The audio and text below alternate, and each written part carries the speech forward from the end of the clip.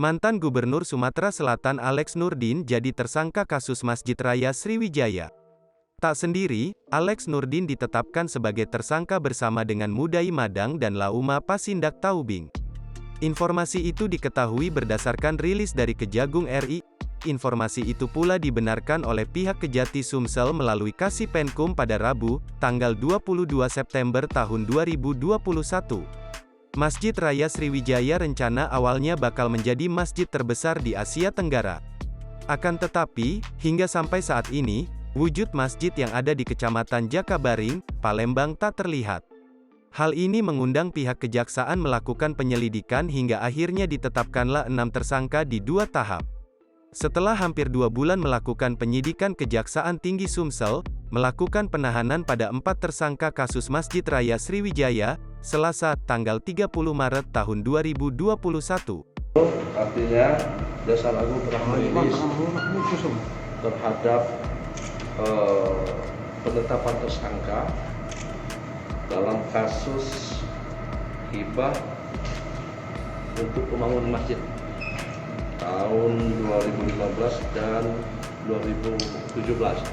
Nah, dalam kasus penanganan perkara dan juga tindak pidana korupsi dalam pembangunan masjid berdasarkan dana hibah dari Pemprov kepada Yayasan Wakaf Masjid Sriwijaya, hari ini Kejaksaan Tinggi Sumatera Selatan yang telah dirilis oleh Kejaksaan Agung bahwasanya telah menetapkan tersangka.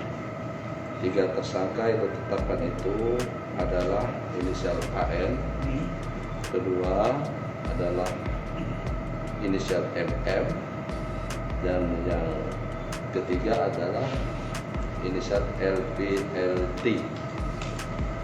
Pasal yang disangkakan? Pasal yang disangkakan adalah pasal 2 Undang-Undang Nomor 31 tahun 99 junto Undang-Undang Nomor 20 tahun 2001 junto pasal 55 Undang-Undang KUH pidana.